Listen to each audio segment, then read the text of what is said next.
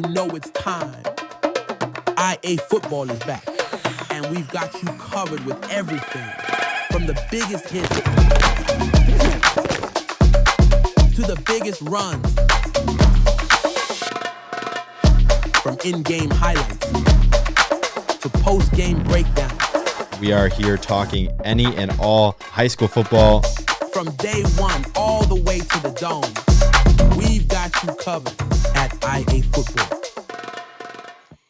Welcome in, everybody. We have eclipsed the 1 month mark of Iowa high school football. Week 5 is upon us, which means we've got new rankings, and that is what I'm here to bring to you today. Some quick news before we get going. Ultimate rankings will be tomorrow for our Rockfin subs because we do have a game tonight yet.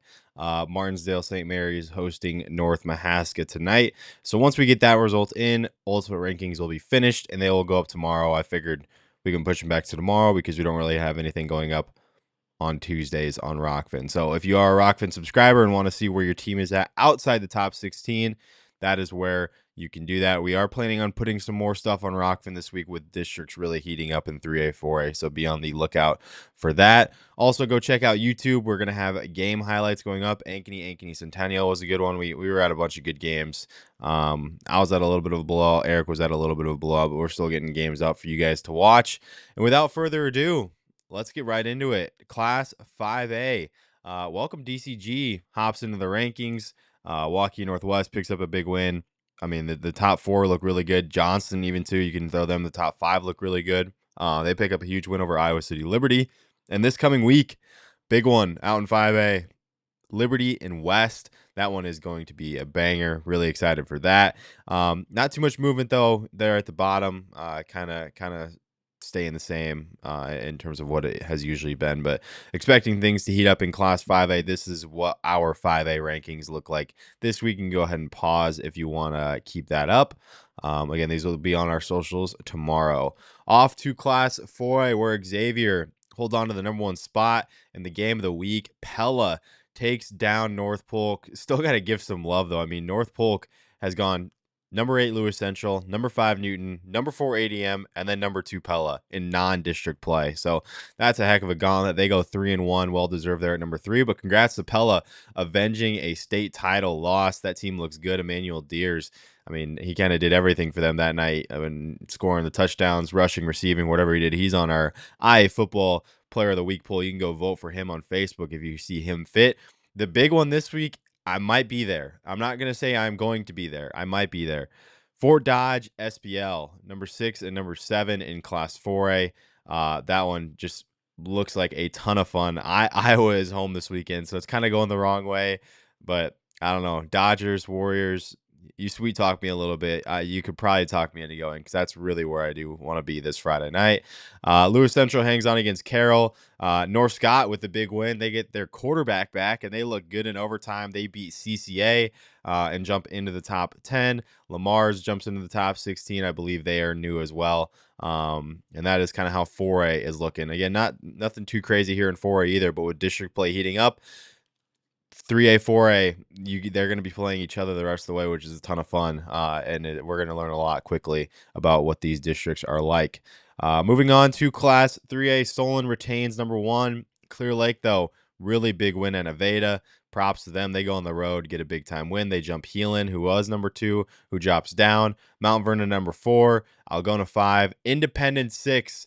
The big story this week in Class 3A is Independence hosting Clear Lake to open district play. I believe Eric is going to be there for you Independence and Clear Lake fans. Eric Henry, my assistant at IAfootball, I believe he's going to be there this coming week. Central DeWitt has looked really good. We have not talked about them, but they just continually put up a ton of points. Benton loses a close one to Solon. I still think that's a really good team. 2 losses to Mount Vernon and Solon. Sioux Center has also looked really good as well. West Delaware. I do realize, I believe that's spelled wrong. West Delaware. I do apologize. That will be fixed on our post tomorrow. Dang intern doing these graphics, I swear. No, I'm kidding. But yeah, I'll fix that. West Delaware with a huge win over Wahlert Catholic. Boy, massive win, putting them on the map all of a sudden before district play. Greene County and Winterset both jump into the top 16 as they get wins. Winterset beat Carlisle, Greene County. I'm not sure who they beat off the top of my head, but they've looked good to start, and they opened district play. Moving on to Class 2A, the story of the week. Van Meter goes on the road and handles Woodward Granger. I was there for that. Very impressive stuff from the Bulldogs. That looks like the team that we usually see at the Unidome. They were physical. They did not give up anything on defense, and their offense was explosive. Henry Lounsbury passed 2 passing touchdowns, 1 rushing touchdown, and 1 receiving touchdown. So quite literally doing it all. Albernet hangs out at 4. They already have the head-to-head win over Mid Prairie, so they've just kind of slotted up and down together. Osage has looked really good. Roland Story with a bounce-back win. Centerville continues to look good. Bogie as well with the win over Spirit Lake. Boynton Whole Rock Valley goes and beats Central Lyon, Georgia Little Rock. I knew that was going to be a good game, and it was a good game. BHRV hangs on. They continue to look impressive to start the year. Bellevue, welcome to the rankings. This is a Class A team from last year, but Cal Boniface and company have those guys humming so far. Bellevue has looked really good in Class 2A. They get a well-deserved spot into the rankings.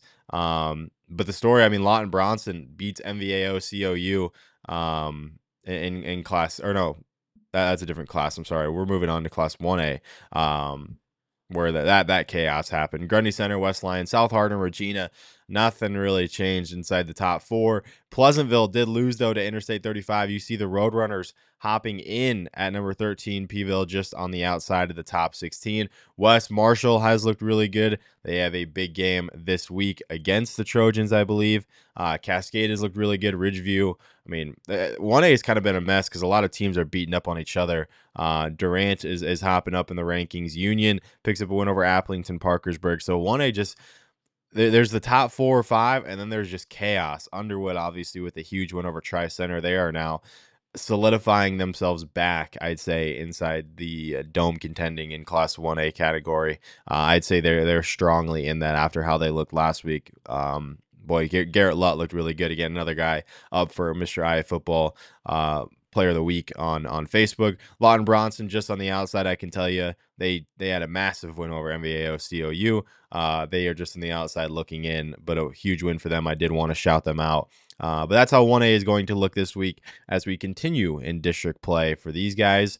Moving on to Class A, nothing really crazy inside the top 7, I think, remains unchanged. West Sioux might have jumped up a spot. ACGC, big one this week for those guys. They got Madrid. That one's going to be a ton of fun.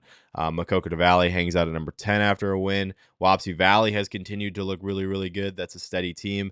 Welcome to the rankings, though. Linville Sully, well-deserved. This is a team that has looked really good. They're coming off a win over BGM. They've played a lot of teams, a lot of good teams, really tight, I should say.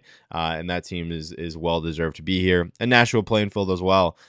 They're coming off a big win as well. So nothing really crazy in Class A. Again, nothing like wild throughout these rankings this week. No crazy upsets or anything, but just a lot of really good games played last week and rankers adjusting accordingly. Same thing in Class A, 8-man, where not too many premier matchups last week.